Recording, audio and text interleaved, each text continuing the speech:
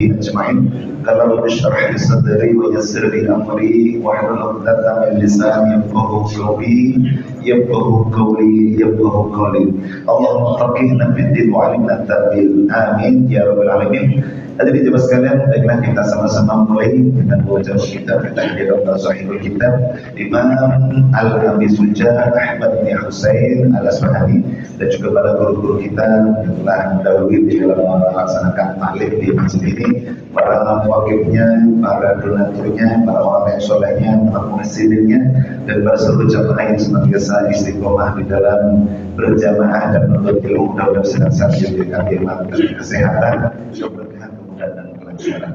Bagi kita semua yang masih hadir, yang masih sehat, mudah-mudahan tetap sehat sempurna kesehatan kita dan masuk keluarga kita.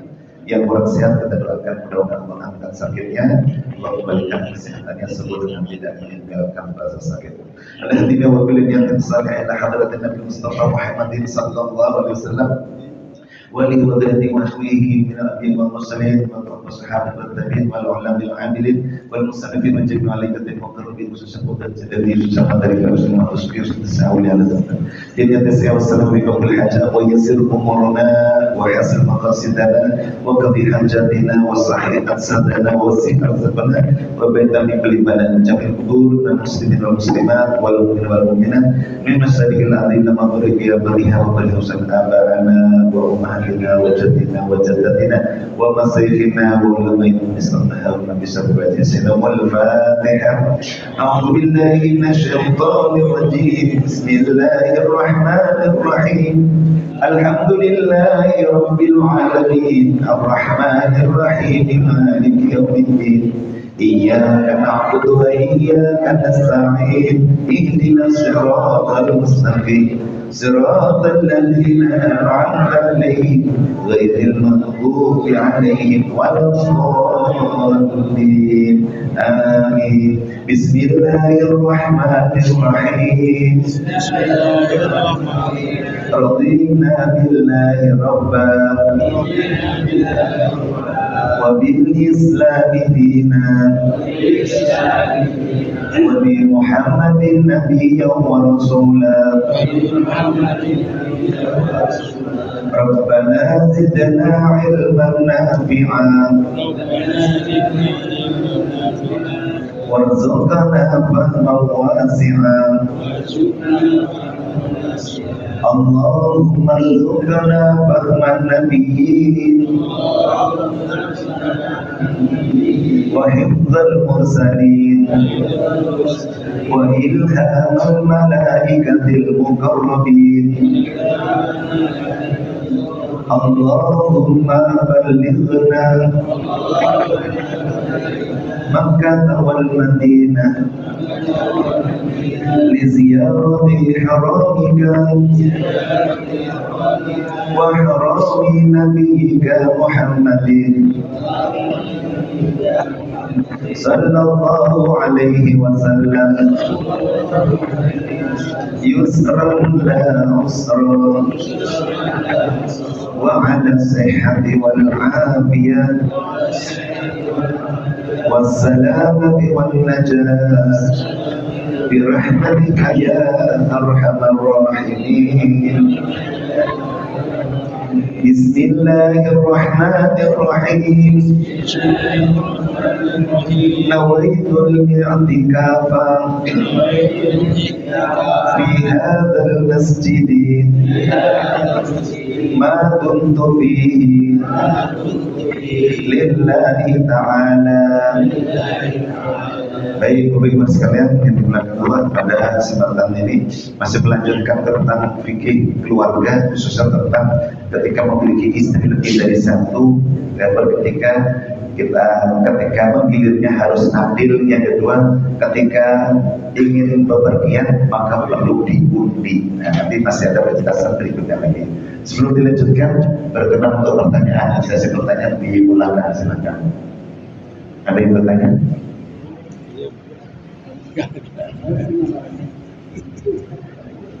Silakan kalau ada.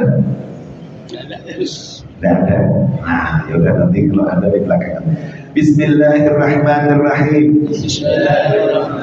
Faslun, yaitu pasal wa taswiyatu bil qasami, kesamaan dalam pembagian baina zaujati, antara istri-istri, wajibatun, wajib.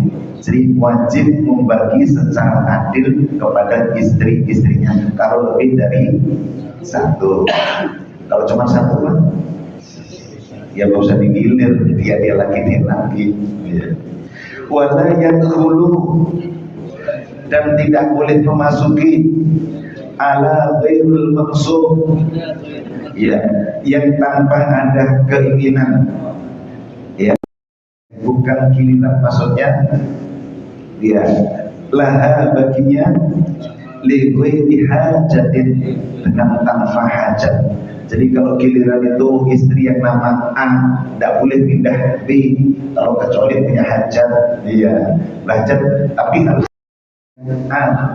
Ya ini tadi la yadkhulu al-ghairul maqsum, enggak boleh memasuki yang tidak gilirannya, ya bukan gilirannya. Dalam riwayat Nabi Daud itu istrinya 99, Nabi Sulaiman malah 100. Jadi kalau satu hari satu orang satu hari itu mau lagi 100 hari ke depan 3 bulan lebih itu Pak, gitu. Itu riwayat. Berikutnya wa idza arada safara, wa idza, dan apabila arada menghadapi as-safara, bepergian, aghra'a adalah mengundi bainahun, di antara mereka. Belum pernah ngalami Pak ya, undi dulu, saya undi dulu. Iya, punya baik Pak. Ya, jadi Allah menyebutkan, jadi kalau bepergian maka istri yang banyak dari siapa yang berhak menemani pada saat pergian itu, padahal bukan gilirannya gitu loh. Nah, atau yang pas gilirannya saja nggak boleh, tetap untuk bepergian ini spesial. Jadi diundi, tidak boleh berdasarkan urutannya atau gilirannya. Ada pertanyaan Pak, kalau sudah pulang diundi tadi itu urutan siapa lagi? Ya lanjutan yang kemarin, ya lanjutan kemarin harusnya siapa? Balik lagi ke situ lagi, jangan diundi lagi. Berikutnya lagi wa kharaja billati, dan keluar orang yang takhruju, ya malakallaha al-qarqah. Ya, jadi maka begitu sudah diundi, keluarlah wanita yang dalam nama undian.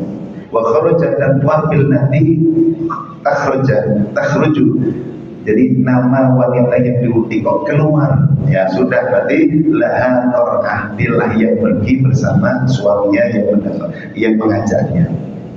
Berikutnya wa idza, dan apabila tazawwaja, jadi datang, tazawwaja itu menikahi, ya. Jadi datang baru, khossaha bisa layalin, kalau dia menikahi itu gadis Pak. Nah, ini kalau menikah lagi yang ke berapa Pak? Yang ketiga atau yang keempat gitu. Kalau yang dinikah itu gadis, maka berapa kesempatannya untuk istri yang jadi datang yang barusan dinikahi dan masih fiktif Pak. Dalam kitab ini disebutkan bisa layalin, dapat 7 malam Pak. Wah, gas terus ya. 7 malam. Inkanat bika bikron, jika istri itu adalah gadis. Tapi kalau lainnya wabil salasin, dan cuma 3 hari, inkanat sayyiban, kalau dia itu janda. Nah, jadi kalau menikahnya itu gadis, istrinya udah beberapa istri gitu, nyelip dapat gadis tengah-tengah Pak gitu, maka giliran dia dapat 7 hari setelah dinikahi.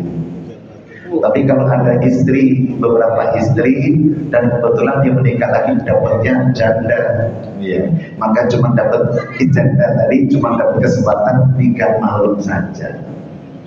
Wah itu besok pindah lagi ke sana Pak. 1 pekan itu 7 hari Pak. Kalau istrinya 4, 2 hari tekor Pak. 1 hari gak cukup, bingung ya dirinya Pak ya. Nah, itu di dalam ketentuannya. Fikih Islam itu detail, sehingga sebelum sesuatu itu terjadi maka ketentuannya sudah ada. Beda dengan aturan-aturan yang diciptakan oleh manusia. Biasanya begitu kejadian baru bikin rame-rame aturan atau ketentuannya, sehingga yang sudah terjadi nggak bisa dihukum. Kenapa? Belum ada ketentuannya. Kalau Quran, karena Al-Quran, karena Islam itu adalah agama wahyu, agama yang datang dari Allah. Allah tahu betul, Allah tahu banget bagaimana nasib manusia dan kebutuhan manusia, maka aturannya pun tetap. Demikian juga ketika menceraikannya. Baik, ada pertanyaan? Iya, ada pertanyaan, silakan ya. Assalamualaikum warahmatullahi wabarakatuh. Waalaikumsalam warahmatullahi wabarakatuh. Pak Ustadz, saya mau bertanya, bila mana seseorang suami istri gitu kan ya, terus lanjut ke istilahnya yang hari kemudian di hari akhir, kan suami istri ini di hari akhir, kalau bila mana suaminya berkesempatan masuk surga, kan istrinya juga pasti nemanin gitu ya Pak ya. Nah, yang pengen saya tanyakan, bila mana ada perjaka menikah dengan janda, ya kan? Nah, terus seandainya masuk surga gitu ya, apakah janda tersebut menemani yang suaminya itu apa suami yang sebelumnya? Gitu. Terima kasih. Wassalamualaikum warahmatullahi wabarakatuh. Bapak hadis sekalian yang bukan Allah, ada sebuah hadis yang pernah baca. Ada seorang sahabat, pasangan suami istri, suaminya begitu sayang kepada istrinya, dan istrinya pun sayang banget kepada suaminya itu. Dan kebetulan sahabat ini, yang suami itu sakit-sakitan, dan sakitnya sudah serius. Mungkin bahasanya gak lama lagi akan meninggal. Dia tanya kepada istrinya, Bu, kalau panggil istri sayang apa ayah apa enggak? Panggilnya gimana Pak? Beb? Aduh ya yang Ma, atau ibu, apa neng, atau ayah? Maksudnya itu mah gimana kalau ayah gitu kan? Ya ibu atau ma gitu kan? Maka dia tanya suaminya ini, kamu sayang nggak sama saya? Loh kenapa bertanya begitu? Aku ini kondisi sakit seperti ini, aku khawatir nggak lama lagi aku, karena kondisi ini agak mungkin karena khawatir aku meninggal cepat. Terus maksudnya apa? Kalau memang kamu sayang kepada aku, kata sahabat laki-laki ini beserta istrinya, setelah nanti aku meninggal, kamu jangan menikah pada siapapun. Kenapa? Dalam sebuah hadis, ketika seseorang itu di dalam kehidupan dunia itu berumah tangga, dijodohkan dengan ikatan pernikahan yang sah. Kalau dua-duanya soleh dan soleha, dua-duanya masuk surga, akan diperjodohkan juga. Itu catatannya. Terus yang kedua, suaminya pun akhirnya meninggal, dan dalam riwayat suami istrinya pun benar dia tidak menikah lagi sampai akhir hayatnya, sehingga dia bisa berjumpa lagi pasangan suami istri di akhirat di surga nanti. Itu catatan. Tapi kalau kita tambahkan, bagaimana selanjutnya kalau istrinya yang ditinggal itu masih usia yang produktif, bahasa kesehatan ini masih memungkinkan untuk berumah tangga dan seterusnya, gitu kan? Maka dia menikahlah kepada seorang laki-laki. Ketika menikah seorang laki-laki, suami ini pun suami yang soleh, taat, patuh. Sayang pernikahan nggak sampai satu lebih dikit meninggal di suaminya, soleh, janda lagi, dan ternyata ini janda tadi itu dia pun dapat jodoh lagi yang ketiga, laki-laki lagi, sahabat lagi gitu kan, dia menikah lagi dengan suami yang memang soleh lagi, calon surga. Istrinya calon surga, suami calon surga, tiga suaminya calon surga, dan ketika menikah itu tiga baru meninggalnya baru tidak lama meninggal. Pertanyaannya, nanti di akhirat itu dia akan menjadi istrinya siapa? Kalau di dunia itu tidak boleh poli antri, apa boleh antri Pak? Bersuami lebih dari satu itu tidak boleh. Surat An-Nisa ayat 25. Wanita tidak boleh poliandri di dunia ini, maka di surga juga nggak ada. Kalau di dunia ini suami boleh poligami, maka di surga juga akan ditambah 70 bidadari setiap laki-laki Pak. Tenang Pak, kasih 70 bidadari Pak. Itu. Maka dalam catatan itu wanita sahabat kita ini, dia akan menjadi istri dari suami yang terakhir. Jadi kan dia menikahi kepada 3 laki-laki, suami yang pertama, suami kedua, suami ketiga. Nah ketiga ini meninggal, makanya dia akan menjadi istri dari suami yang terakhir. Bagaimana nasib suami yang pertama dan kedua? Ya nanti biar Allah kasih jodoh yang lain. Allah yang kata nggak ada di sana itu yang bujang, nggak ada jodoh begitu. Jadi kalau toh di dunia ini meninggal dalam keadaan masih sendirian, masih bujang, masih lajang, maka nanti Allah akan tetap berikan jodoh. Nggak ada di sana, masih berpasangan. Ada dalam surat Yasin ayat 55 itu apa ayatnya Pak? Nah, hum faqihun, mereka itu sibuk di dalam bersenang-senang. Jadi mereka itu senang dalam kesibukan, sibuk dalam kesenangan. Hum faqihun. Jadi sibuknya senang-senang doang Pak di penghuni surga. Yasin ayat 55 itu. Nah, gitu. Terus yang kedua kita balik. Kalau kita balik, seorang suami, pasangan suami istri dua-duanya soleh solehah, calon surga dua-duanya. Kebetulan suami istrinya meninggal. Kalau istri meninggal, suaminya berpotensi menikah lagi, dapat laki-laki. Kita bikin cerita sama, menikah dengan wanita yang kedua, solehah juga kayak istri pertama. 1 tahun setengah meninggal, solehah, masuk surga. Menikah dengan wanita yang ketiga, istri yang ketiga solehah juga. Begitu nikah ketiga, meninggal di suami istri. Nah, kan 4 orang ketemu 3 istri yang pernah dinikahi dengan 1 laki-laki, soleh dan solehah masuk surga. Bagaimana nanti kalau dikenalkan seperti itu, maka dia menjadi istri ketiga-tiganya. Yang ketiga-tiga wanita tadi menjadi istrinya, karena di surga itu boleh poligami. Nah seperti itu. Makanya makanya kata sahabat tadi, kamu sayang nggak kepadaku? Sayang. Kalau sayang kamu jangan nikah.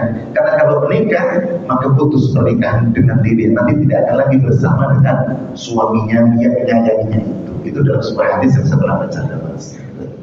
Demikian, ya mudah-mudahan menjadi perhatian. Jadi biasanya kalau wanita itu lebih bertahan, ya lebih bertahan begitu suami meninggal istrinya itu sampai akhir hayatnya nggak menikah lagi. Tidak semua, ya.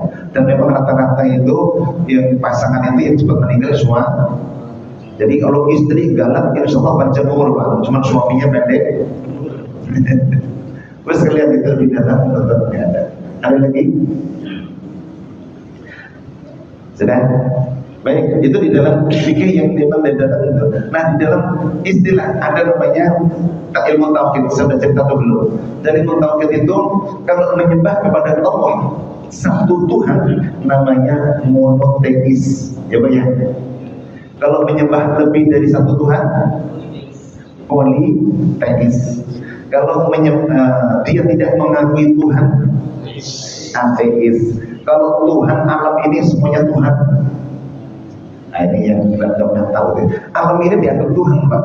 Contoh sapi dipertuhan, gajah dipertuhan, ular dipertuhan, ya tikus dipertuhan di India itu. Nah itu namanya alam ini dijadikan Tuhan. Ada gunung, ada laut dipertuhan. Itu namanya panteisme. Menganggap alam semesta ini adalah Tuhan. Nah itu saking gak ngertinya itu. Ya ada yang animisme, itu dia percaya kepada yang gaib, kepada yang roh, tapi nggak sampai kepada ketemu Tuhan. Yang animismenya itu. Nah di dalam Islam disebut agama tauhid, agama yang mengakui Tuhan Allah satu-satu. Ilahukum ilahun wahidun.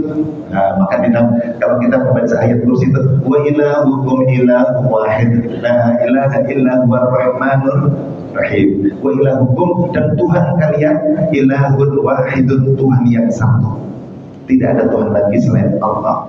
Maka kalau dalam kehidupan ini nanti banyak orang-orang yang menyembah kepada selain Allah. Hakikatnya nanti dalam kehidupan akhirat dia akan menyesal.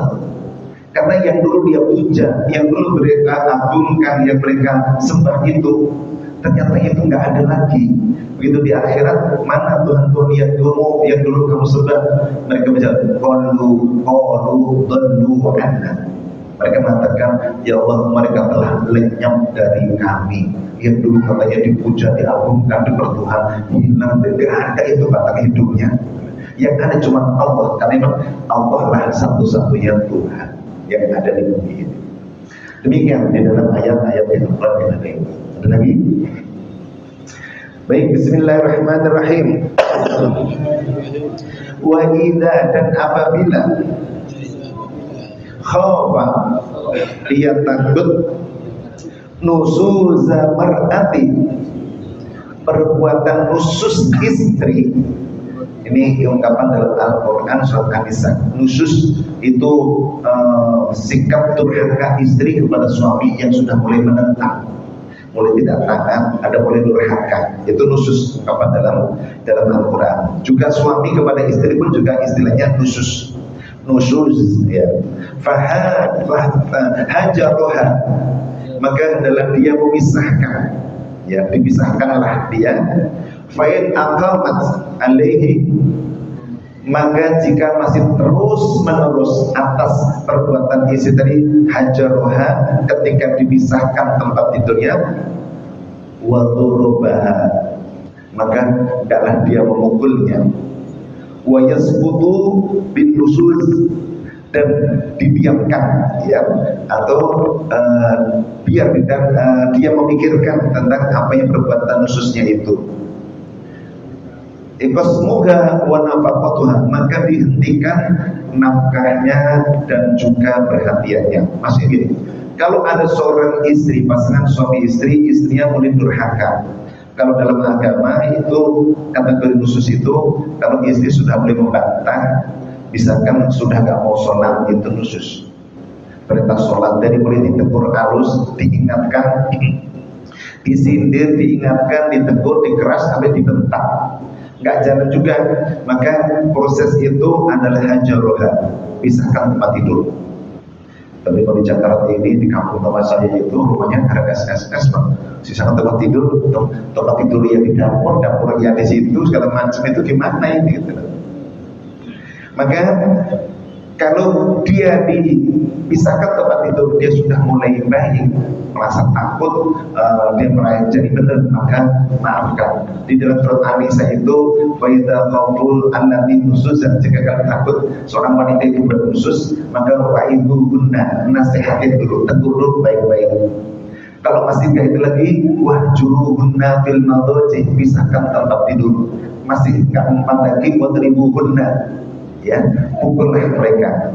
Nah, ayat ini yang kalau salah memahaminya, dipotong-potong, maka Islam ternyata ajarannya berpotensi KDRT. Ada pukullah dia. Pukul di sini bukan pukul dalam fikih itu. Imam Ghazali, Imam Syafi'i ajarkan nggak boleh pakai tangan kosong, seperti ditampar membekas muka, nggak boleh, atau mengepal. Misalnya dulu itu masih suka baca Quran, sedang baca Quran, dipanggil gak dengar segala macam, digulung di satu pantatnya, itu dengan pukul. Jadi tidak mesti memukul dengan yang menyakitkan atau yang membuat cacat, nggak boleh. Tapi dengan dengan pukul itu cenderungnya menasihati. Kata Allah, kalau sudah tahapan-tahapan tadi dia menjadi kalau dia mentaatimu, ya, maka fala sabila alaihinna, maka Allah tidak mengizinkan kamu cari cara-cara lain untuk melanjutkan menghukumnya. Masih gini, kalau istri mulai nakal, mulai durhaka, tegur, udah tegur bener, udah dimaafkan normal. Kalau mulai dia khusus, mulai dia durhaka, ditegur, kok gak mempan naik, ya, itu dibentak, dibentak, ternyata udah bener, balik lagi normal lagi. Kalau kamu lagi ingat, dimulai dari nasihat lagi, nggak langsung kemarin sudah nasihat, sekarang dengan nggak boleh normal, tapi kembali ke satu lagi, kembali ke nasihat lagi. Tapi kalau sudah mulai dinasihati, dibentak, dipisahkan tempat tidur, kok nggak mempan, benar, pukul lagi ya. Tapi pukul bukan untuk menyakiti, bukan penganiayanya, tapi pukul dalam rangka memberikan peringatan. Itu. Nah, kalau itu tidak menyelesaikan masalah, bisa kami dikirimkan ke ya'ti hakama min ahlihi, maka kirimlah ya'ti dari pihak laki-laki, pihak perempuan, ngirim masing-masing itu orang yang hakaman, orang yang bijaksana. Mungkin pamannya, mungkin uaknya, gitu kan. Jadi kenapa berdua ini ponakan kita kok kenapa menjadi nggak harmonis? Nah, diselidik. Jadi hakaman min ahlihi wa hakaman min ahliha. Jadi kirimlah putusan orang yang bijaksana untuk mencari permasalahannya supaya tahu ini masalahnya cuma salah paham gara-gara ada omongan orang ketiga. Nah kalau seperti itu, in aroda islahan, kalau keduanya begitu sudah dinasihatkan oleh pamannya sebagai mediator untuk merukunkan lagi dan ternyata dia ingin kembali rukun, yuwafiqillahu, niscaya Allah akan memberikan taufik, pertolongan, kekuatan kepadanya dalam membina rumah tangga. Surat An-Nisa disebutkan. Baik, demikian di dalam urut-urutan memberikan pengajaran kepada istri. Memang dalam konteks ini suami yang punya wewenang, suami yang punya aturan. Tetapi dalam konteks ajaran Islam ini memang suaminya benar-benar seorang yang memahami tentang ajaran Islam, benar-benar paham tentang berumah tangga, bukan mentang-mentang, bukan tanah galak sehingga dia puasa, isinya digalakin, isinya semuanya harus takut sama diri. Jadi aturan Islam ini pihak laki-laki yang harus menguasai betul aturan rumah tangga, cara mendidik, cara ibadah, cara bekerja, cara mendidik anak, dalam mendidik anak dan seterusnya. Itulah sesuai dengan sabda Rasulullah bahwa wanita itu diciptakan dari tulang rusuk. Hadis Sahih Bukhari. Tulang rusuk itu, tulang itu bengkok, rusuk itu bengkok dan keras. Untuk meluruskan seorang wanita yang bengkok jangan dipaksa, maka dia akan patah. Terus bagaimana dong Pak? Saya nggak mau patah. Kalau Bapak biarkan, maka dia tetap bengkok. Berarti perlu diluruskan pelan-pelan. Filosofinya adalah kalau kita memiliki anak laki-laki dan perempuan, itu dibiarkan secara alami, itu masih lurusan anak laki-laki, itu secara alami. Tapi karena biasanya anak itu dipengaruhi oleh kedua orang tuanya, maka Rasulullah dalam sabdanya, kullu mauludin yuladu 'alal fitrah fali abawayhi yuhawidani yunassirani yumajjisani. Setiap anak itu dalam keadaan fitrah. Fitrah itu dia akan bisa menemukan Allah Tuhannya tanpa dipengaruhi. Tapi kenapa anak yang lahir itu kok menjadi Yahudi, menjadi Majusi, menjadi Nasrani? Tadi paling abawaihi, karena orang tuanya yang memaksanya, orang tuanya yang mengajarkannya. Kalau di dalam ilmu pendidikan itu anak itu ibarat kertas putih. Tergantung mau dituliskan di dalam kertas itu warna tinta apa. Kalau warna hitam ya jadi hitam, kalau merah jadi merah, kalau biru ya jadi biru dan seterusnya. Maka itulah digambarkan seorang anak yang baik. Demikian. Ada pertanyaan? Kalau kebalikan gimana? Kenapa Pak? Istrinya yang taat, suaminya yang sayang, dia agak pernah sholat. Gimana? Kalau seperti itu tetap rumusnya adalah innal ladzina amanu wa 'amilus solihati wa tawashaw bil haqqi wa tawashaw bis sabr. Kecuali orang-orang yang beriman dan beramal soleh. Kalau ingin beruntung, orang yang beriman dan beramal soleh apa itu? Menasihatkan di dalam ketakwaan dan saling menasihati di dalam kesabaran. Boleh jadi istrinya soleh, anak santri, dapat suaminya, alhamdulillah kasihan amat. Lalu gimana ceritanya itu ya santri kok dapat, ya suami bukan santri juga gitu, atau minimal sedang lah gitu ya. Kalau seperti itu maka kerja istri tadi menjadi berat. Pertama harus taat, yang kedua harus mengajarkan, boleh mengajari suaminya bisa baca Quran, sholat dan seterusnya. Makanya di dalam Quran suami istri itu digambarkan seperti pakaian. Hunna libasul lakum wa antum libasul lahun. Mereka itu pakaian bagi kalian dan kalian pakaian bagi mereka. Maknanya saling melengkapi, saling menutupi, saling mantesin diri, bukan ingin membuka aibnya. Memang menjadi kerja keras. Apalagi kalau suaminya memang galak, udah dinasihati dengan mohon. Nah, kalau memang kondisi terlalu seperti itu, bertahun-tahun dinasihatkan tetap durhaka daripada saya terseret di dalam durhaka kepada Allah. Sudah judi, mabuk, main dukun gitu banyak. Maka dalam Islam wanita seperti ini boleh mengajukan namanya khulud. Punya duit dicuri sama suaminya berjudi. Iya. motor dijual diam-diam habis tinggal. Maka kalau seperti ini lebih nyusahin istri boleh mengajukan namanya khulu, mendapatkan cerai dari suaminya.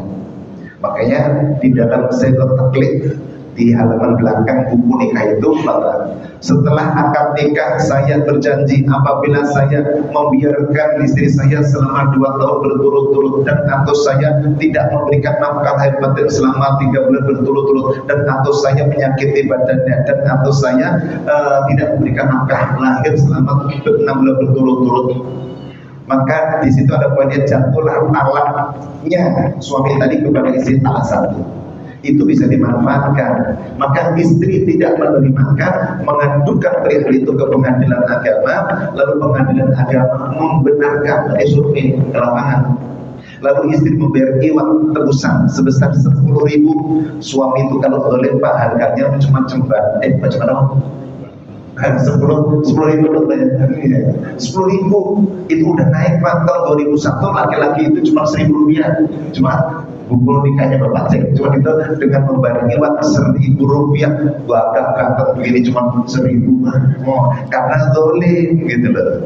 Dan 2021 baru dinaikkan menjadi 10.000. Maka dikuasakan kepada pengadilan itu dinas sosial untuk dimanfaatkan ibadah sosial. Maka jatuhlah talak suaminya tadi kepada istri yang tadi talak 1. Nah itu. Jadi kalau memang tidak tahan lagi, boleh namanya khulu, mendapat cerai dari suami karena perbuatannya yang tidak bisa ditolerir, karena mengancam jiwa, melanggar undang-undang, bahkan takut membawa kepada kesesatan, celaka, bahaya dan seterusnya. Seperti itu. Ya. Cuma terkadang kan istri saya kepada anak yang banyak itu akhirnya dia tahan, gitu, akhirnya terus kering dan seterusnya. Itu karena yang udah tahan udah harus protes. Karena Islam berikan solusi seperti itu. Baik, seperti itu. Ada lagi? Baik, Mas kalian, bismillahirrahmanirrahim. Nah ini wal khulu lagi faslun wal khulu jaizun ala iwadin mahlumin wa tamliku bihi al mar'atu nafsaha wa la ruj'ata lahu 'alaiha illa bi nikahin jadidin. Nah ini pertanyaan tadi. Pasal menjelaskan tentang yang namanya khulu. Ya, khulu itu ganti cerai dengan ganti rugi. Istrinya membayar, saya contoh gini. Seorang suami hobi judi, sudah habis dan kalau judi udah gak ingat waktu, gak ingat istri, gak ingat apa itu. Pagi-pagi udah hilang, kemana nih bapakku tadi itu? Kalau sama apa? Kesel tuh, udah gak sabar lagi istri yang tadi. Akhirnya dia bawa 10.000 itu loh. Dapat datangin di kamar mandi meja judinya itu kan. Dapat kalau memang urusan begini ini, terima aja buat judi, ceraikan saya, kata istri. Itu uang 10.000 diterima suaminya. Nah ini jatuhnya namanya akan ditebus dengan jatuh talak dalam Islam seperti itu. Karena dia telah menerima tebusan itu sebagai talak kepada istri. Nah ini wal khulu jaizun, dan khulu itu yaitu tadi meminta cerai atau mengganti cerai tadi dengan mengganti kerugian. Khulu itu boleh jaiz ala iwadin maklum, itu yang dilakukan oleh istri atas dasar pemerintahan, ya pemberian ganti dengan kerugian tertentu. Itu. Jadi dengan iwat tebusan al-maklum yang diketahui itu berapa? Ya kalau orang judi udah gak lihat duit, asal lihat duit 10.000, 100.000 disamper aja, dia gak mikir lagi 10.000 dapat apa sih, 100.000 dapat apa. Tapi kalau sudah tadi udah kasih tangan, ambil saja itu. Nah, wa tamliku bil mar'atu nafsaha, sehingga dengan khulu itu wanita tadi menjadi menguasai dirinya sendiri. Maksudnya dia sudah orang merdeka, tidak lagi di bawah kekuasaan suami, menjadi orang yang merdeka sehingga dia bisa menentukan dirinya untuk menikah. Nah, tapi tunggu masa indah dulu. Ya. Wala raj'ata lahu 'alaiha, dan tidak ada rujuk atau memperbaiki hubungan suami istri tersebut untuk kembali. Ya. Terus illa nikahin jadid, kecuali dengan nikah yang baru. Jadi kejadian itu gak bisa rujuk karena udah benar-benar putus. Dengan diterimanya 10.000 atau 100.000 dari istri kepada suami yang sedang judi tadi, maka langsung cerai beneran saat itu juga. Dan kalau begitu habis kalah dia pulang. Nah, bikin kopi dong, oh gitu ya. Udah habis pulang lagi itu. Rujuk aja deh, kita nggak bisa rujuk karena sudah putus pernikahannya. Terus bagaimana kalau ingin kembali membina rumah tangga? Jawabnya nikahin jadidin, harus nikah ulang karena tadi sudah putus. Jadi kamu masa nikah jatuhnya.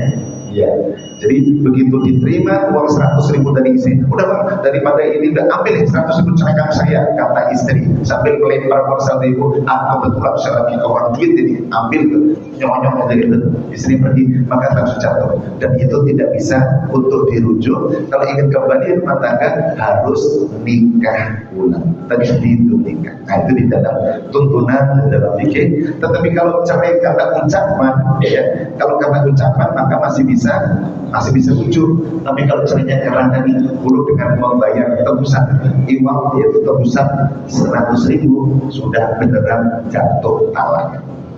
Demikian mudah-mudahan bisa dipahami. Dan hati-hati dalam rumah tangga itu, setan itu benar-benar menggoda manusia. Tanpa sadar ucapan suami menjatuhkan, kalau marah dia mesti kepancing itu cerai kamu, itu hati-hati. Karena kalau dalam Islam itu main yang namanya cerai itu main-mainnya sungguhannya beneran. Ada main-main apa? Jadi main-mainnya benerannya sungguhan. Jadi gak ada main. Jadi ketika suami udah cerai aja deh, itu jatuh dalam ilmu fikih lama. Tapi kalau di Indonesia, kasus ke pengadilan baru difonis oleh pengadilan, baru mendapatkan cerai keduanya. Nah, terus kalian mudah-mudahan Allah lindungi kepada kita semuanya, hubungan keluarga kita, kerabat kita semuanya, membina rumah tangga sakinah, mawaddah, rahmah, dan juga dalam raih keridhaan Allah di dunia ini dan juga kehidupan di akhirat nanti. Amin ya rabbal alamin. Shadaqallahul azim. Alhamdulillahirabbil alamin. Rabbana taqabbal minna innaka antas samiul alim. Rabbana tub 'alaina innaka antat tawwabur rahim. Ya Allah biha ya Allah biha ya Allah bi husnil khatimah. Rabbana zidna ilman nafi'an warzuqna ورزقا واسعا ومتقبلا. اللهم اجعل بلد إندونيسيا بلدة طيبة رب الغفور. اللهم انصر أمة سيدنا محمد. اللهم اصلح أمة سيدنا محمد. اللهم انصر المسلمين والمسلمات من بلدنا إندونيسيا هذا خاصة، ومن بلدان المسلمين عامة خصوصا، المسلمين والمجاهدين والمؤمنات من فلسطين وأهل الكفر والمشركين والإسرائيليين، لكن أهل halakan syaitan. Rabbana atina fid dunya hasanah wa fil akhirati hasanah wa qina adzabannar. Sallallahu alaihi Muhammadin nabiyil ummi wa alihi washabbihi wa sallam. Walhamdulillahi rabbil alamin. Amin ya rabbal alamin. Subhanakallahumma wa bihamdika asyhadu an la ilaha illa anta astaghfiruka wa atubu ilaik. Terima kasih. Mohon maaf sebentar. Wassalamualaikum warahmatullahi wabarakatuh.